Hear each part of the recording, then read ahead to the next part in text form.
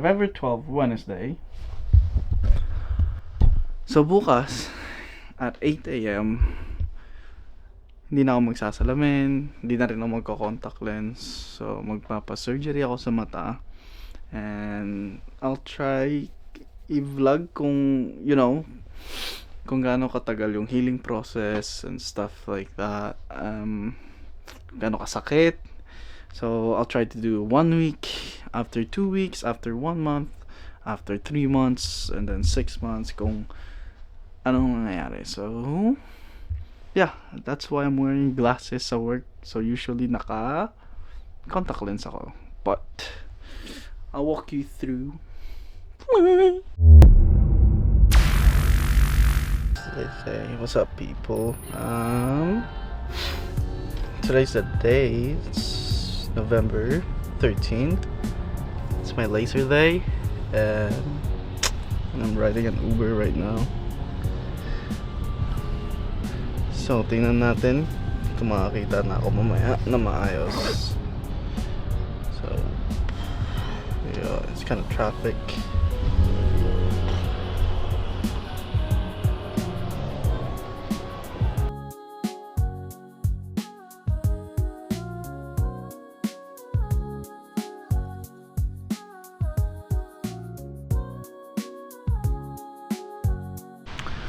What up? Is it connected? So, I'm here. Andito na ako, finally, sa laser. It's kind of scary because I'm by myself. It's...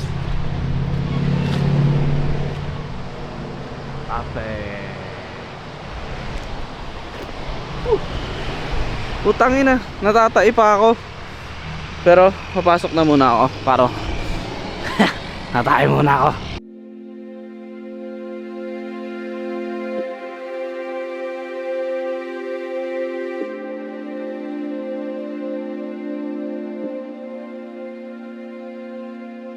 So, we gotta do this thing. Hopefully hindi ako magulag.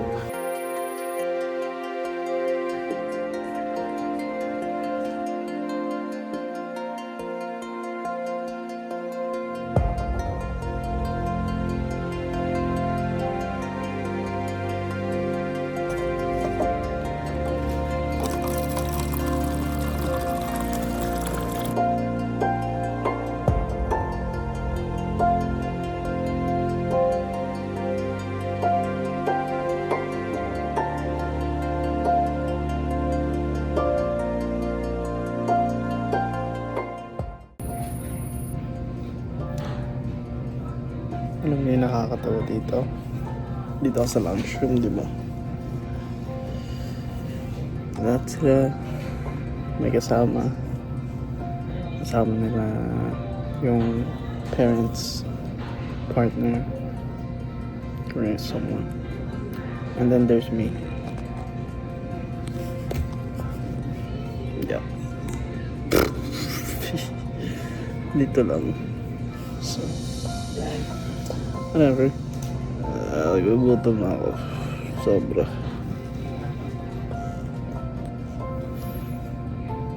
Hopefully, it goes well.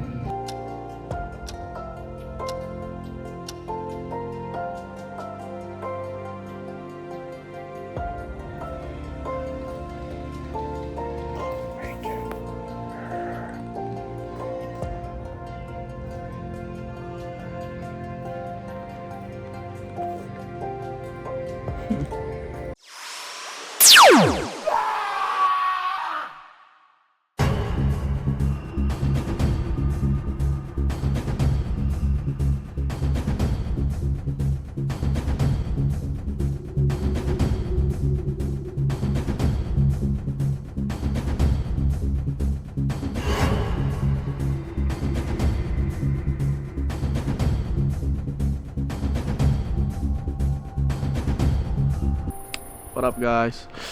So, nakauwi na ako.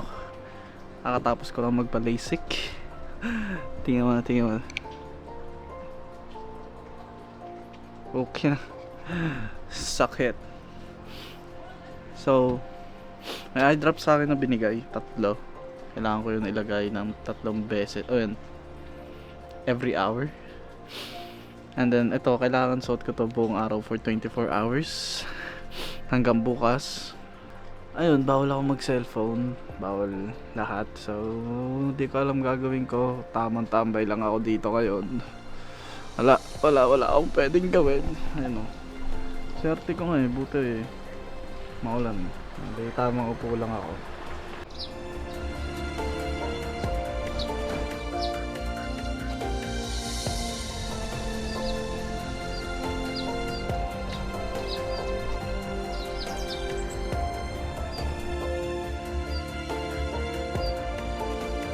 Tapos tayin ko ate ko kasi kailangan ko pakuhain yung eye drops.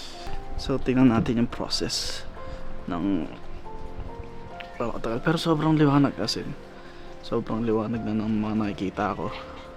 So yun, solid. Worth it naman.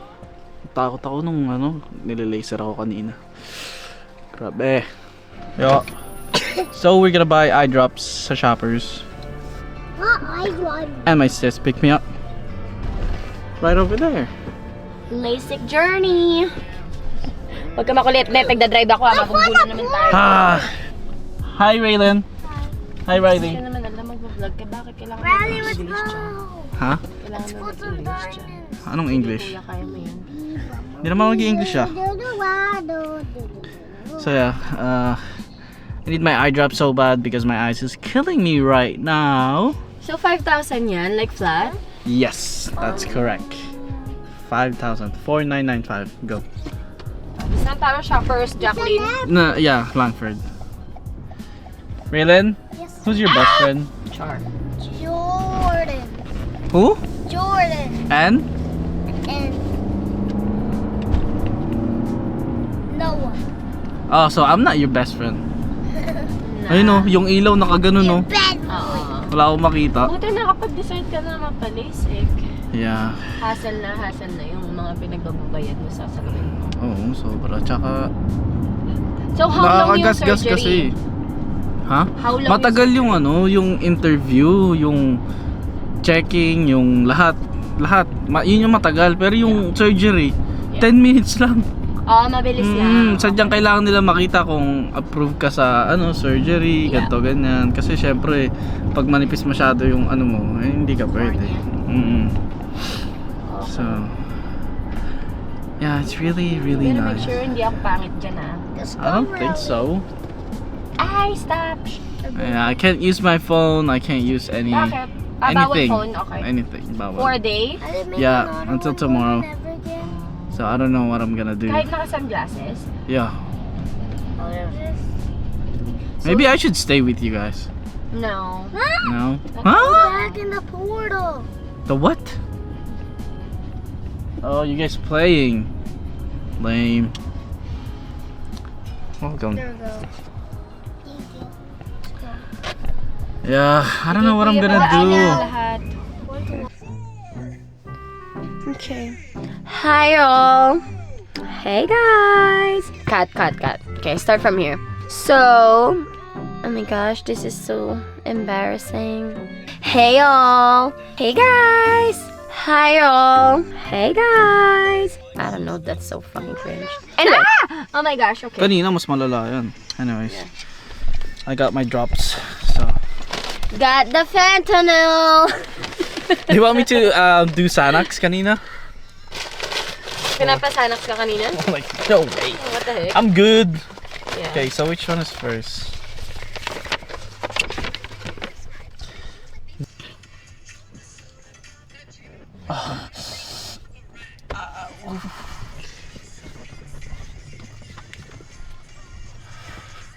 Ay!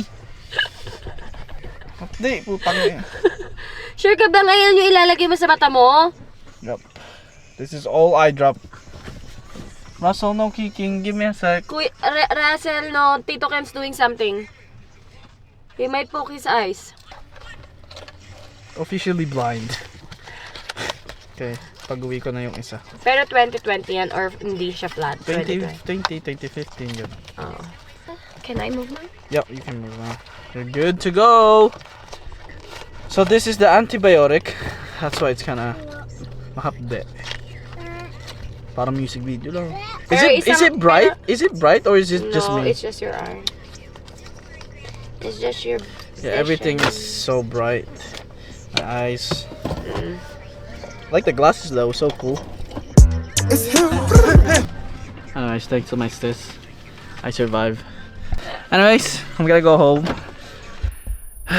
Hindi ko alam ang gagawin ko. Bawal ako mag-TV, bawal ako mag-cellphone. You know, wala tayong matambayan sa labas, nakasama, busy lahat. Wala akong magawa. So, tamang vlog lang ako. Nakapag eye drops na rin ako. Yeah. Anyway, so magpapahinga lang ako. Tamang, siguro, matutulog lang ako na matutulog. Kasi, wala 24 hours, bawal ako mag-cellphone, bawal lahat. As in, so yeah, we'll see.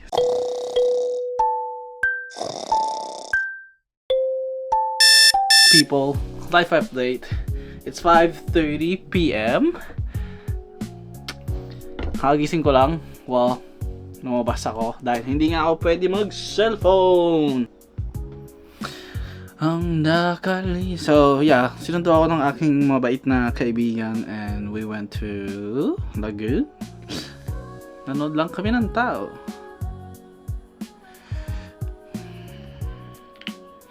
Anyways, okay na. Sobrang wala akong magawa. Tingnan yung ginagawa ko. Ganito lang.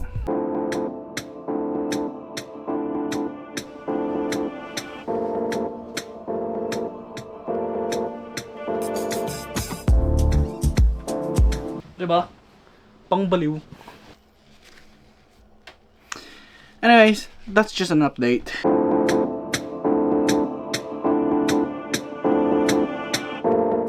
So, tulog lang ako ng tulog, and since wala akong magawa, you know what I decided?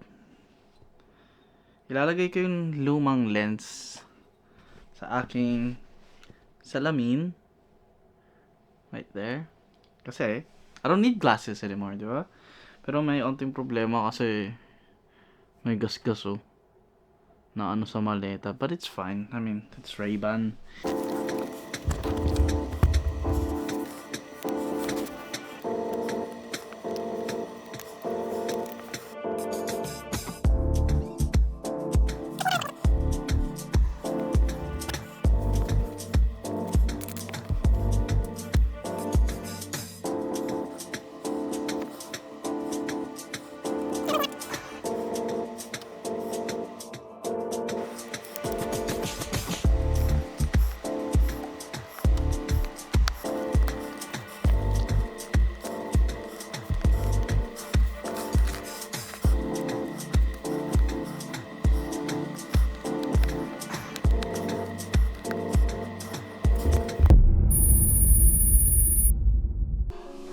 What up, people? Good morning. It's 8 a.m.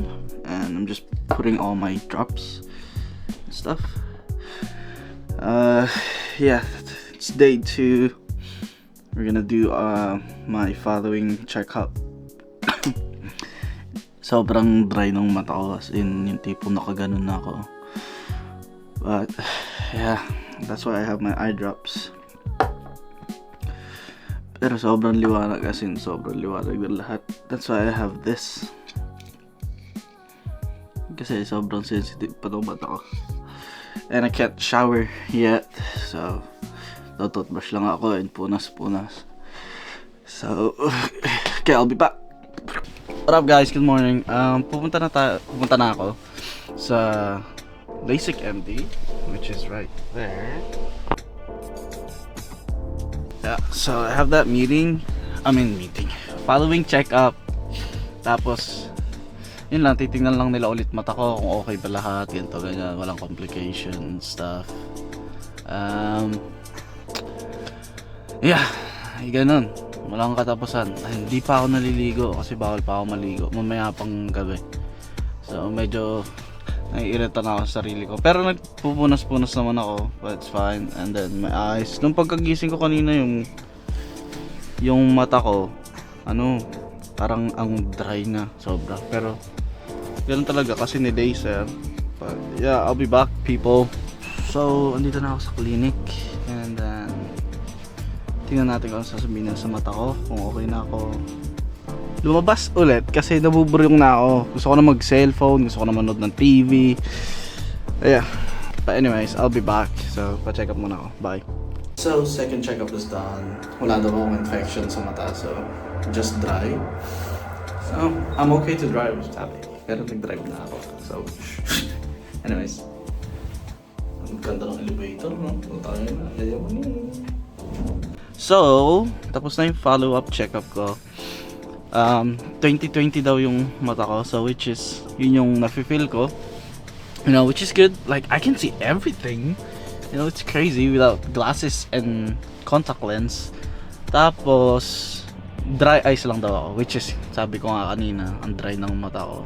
Ngayon ang gagawin ko, manonood at mag-ML, but may follow-up check-up ulit ako in 2 weeks, so I'll let you guys know kung kamusta yung mata ko for another 2 weeks and stuff, or another a month, 3 months, and then 6 months. Okay. So yeah, if you're thinking about doing LASIK surgery, it's worth it. It's expensive, lalo na pag sobrang labo na ng mata mo, sobrang fucked up na ng mata mo. Kasi yung ate ko, alam ko, ang estimate sa kanya is $8,000. So, and yeah, uwi na ako, and I don't know what I'm gonna do.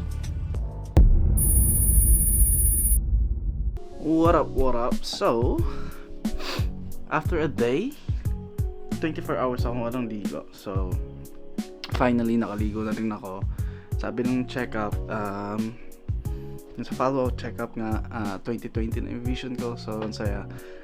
Kanina, ang weird lang kasi pagkatapos ko maligo, so, usually pag,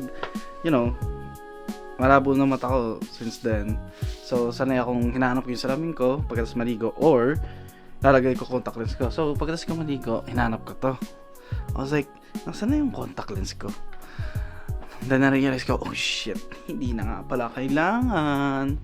So anyways, yun lang, nakakapanibago lang, little update lang, but it's, if you're thinking about getting LASIK surgery or eye surgery, it's, for me, right now, it's really, really nice, kasi it's just, man, I'm so happy, like, I can see everything, like, everything is so bright.